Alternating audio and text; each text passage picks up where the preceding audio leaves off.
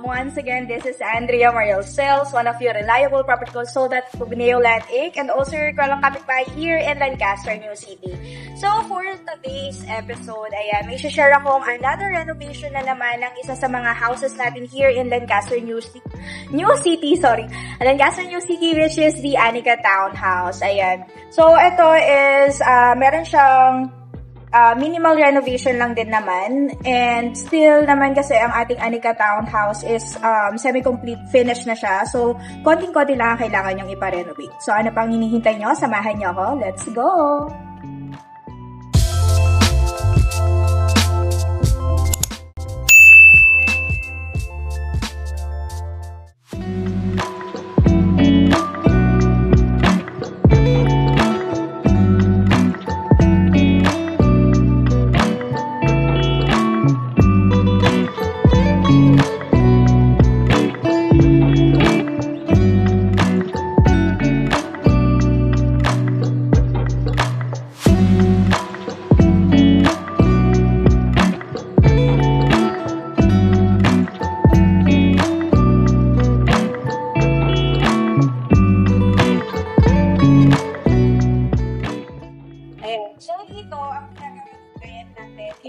Nagpa-gate and fence. Ito is tubular lang naman na bakal yung binalagay nila. Sobrang simple lang. Very aesthetic ng kanilang theme ng kanilang bahay. And ito, meron pa rin naman siyang daan para sa mga tao. And this one is dun nga sa sasakyan, which is kasya dito yung SUV, sedan, e-bike, motor. Ayan. So, kasyang-kasya naman dito since ang frontage natin is mahaba siya. Usually, mga nasa around 7 to 8 square meters pa yung pinaka-frontage niya. So, ayan. Pasokin natin yung loob.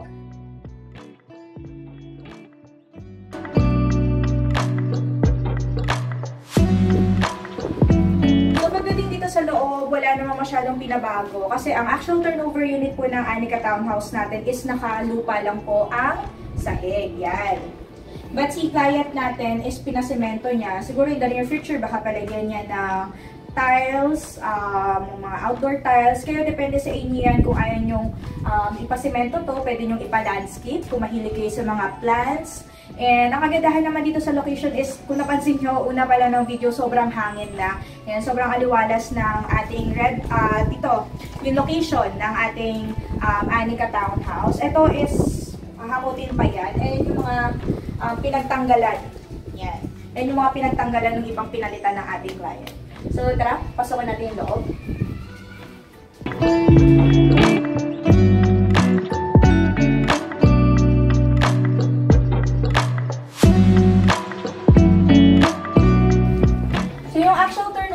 Natin is naka-metal po itong front door with double lock door knobs po yan. So, kaya sobrang secured ang inyong bahay. Ayan. So, pasokan natin.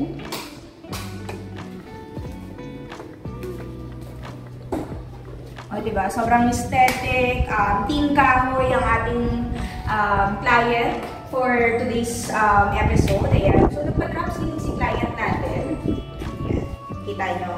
And dito is nagpalagay sila ng bar counter. This will be their living and dining area. Naman sa part na to is, ito yung pinaka-service area ng Anika Townhouse natin. Yun yung pinaka-actual turnover unit natin. By the way, Anika Townhouse have a floor and lot area of 50 square meters. And so, spacious pa din naman kahit inner cut, but you can still choose if you want corner or end lot. So, ito si client natin is a typical cut, which is the 50 square meters floor and lot area. So, itong area na to is supposedly the service area. Close po yan. Ayan. So, dito is yung pinaka-door niya dapat. Pero ang ginawa ng client is pinatibag niya yan. Yung harang dito. And then, pinalagyan niya ng bar counter. And then also on this side, ayan. So, dito is nagpalagay siya ng PVC fluted na beige yung color para bumabagay sa mismong theme ng kanyang bahay. So, this will set as the accent dito sa living area niya. And nakahangin na rin yung kanyang TV. Ayan. And also, nandito rin yung first bathroom.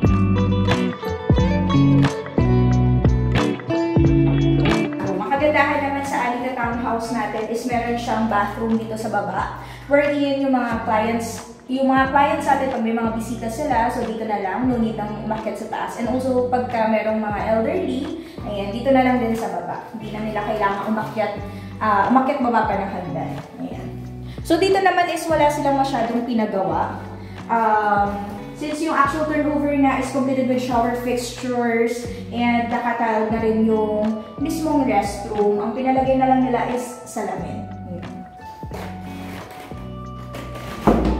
And in this area naman is the first bedroom dito sa ground floor.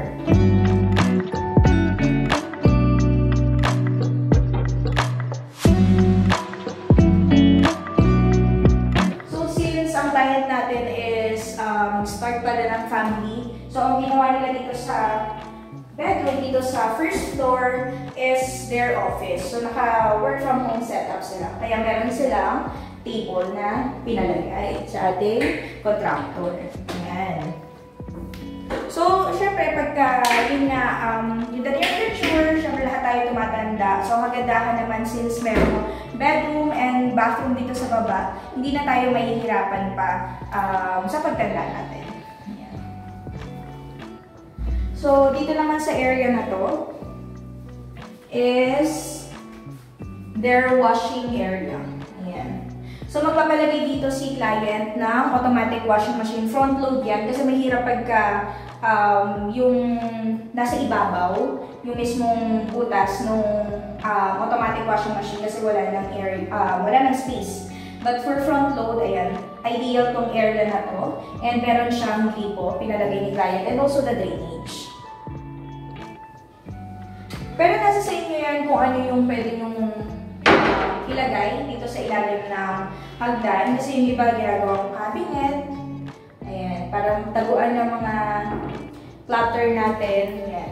Ayan. So, dito naman sa part na to, so ito is open space to pagka tinurn over sa inyo kasi since dito nga yung doorway going to the service area. So, si client is pinatibag to and then pinasarado niya para ma-maximize niya yung space ng kanyang Aliga Townhouse. So, nagpalagay siya dito na stovetop, and then range hood, and then yung mga cabinets na is, ayan, pinupush lang para ma-open. So, no need na for any handles. Ayan, katulad nito. Ayan. And also this one. So, dito sa area na to will be siguro the microwave since meron na rin. Palagay na rin siya dito na saksahan. And ito yung kanyang, ganda, no? Yung faucet. Ayan. So, gumagana po yung pinapit. Ayan. Ayan. So, ayan yung kanyang faucet. Ayan. Same dito sa kanyang kitchen area.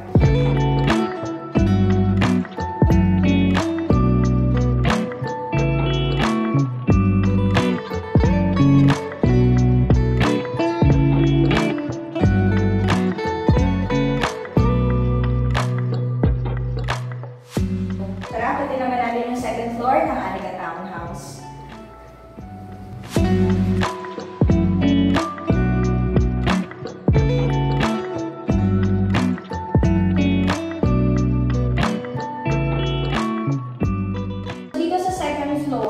Pinabago ni client yung mismong division and handrails ng ating Aliga Townhouse. Yan. So, ang ginawa ni client is actually wooden lang to. And then, ginawa na lang na symmetrical yung mga shapes, yung mga lines niya para nagbibigay pa rin siya ng another accent mismo dito sa ating division, dito sa hagdan. And dito naman, ang pinalagay ni client natin sa mismong stairs is wooden style pa rin na merong stopper. Pero hindi naman siya madulas kasi matte yung pagkaka-finish ng mismong staircase nila, yung hagdanan. So, tara, pwede natin. So, ito, since high ceiling nga yung mga houses natin here in Lancaster, New City, so pwede po kayo magpalagay ng mga chandeliers na dito, yung mga nauso sa IKEA. Ayan. So, kahit sobrang haba niyan, hindi ka pa rin tatamaan yan. And, dito na tayo. So, dito sa area na to is the second bedroom.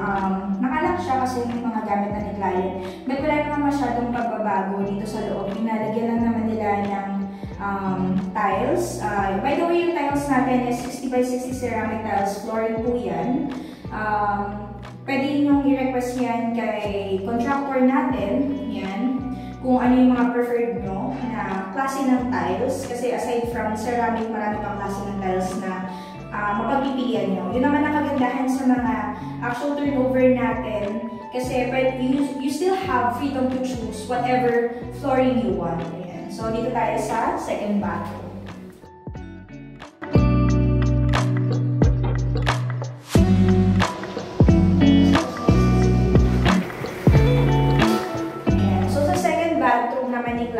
Wala rin siyang masyadong pinaayos.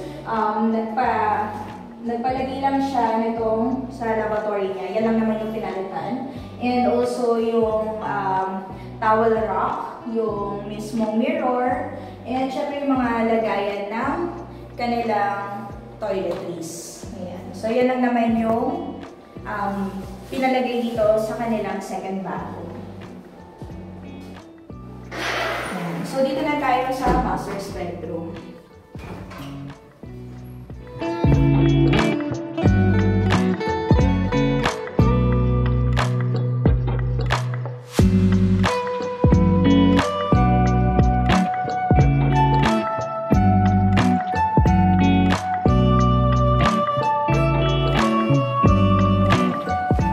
So, here sa master's bedroom, the usual pa rin, wala rin lang masyadong pinagawa. Ang pinalagay lang naman nila is itong tile flooring. Yan. And sobrang mahangin din. Para sa mga Anita Townhouse homeowners natin, pwede po kayo magpalagay ng balcony kung yun yung preferred nyo. But our client is nagpalagay lang sila ng roofing sa kanilang bahay. And on this side, or part of the house, yung baba kasi nito, supposedly is the kitchen area, yung service area. Since naka-slab siya, minaximize nila yung space. So, ang ginawa nila is walk-in closet. Still, sobrang spacious pa rin ang kanilang walk-in closet. So, marami pa rin mga shelves, lagayan, and ayan nga, talaga na-maximize nila yung kanilang space.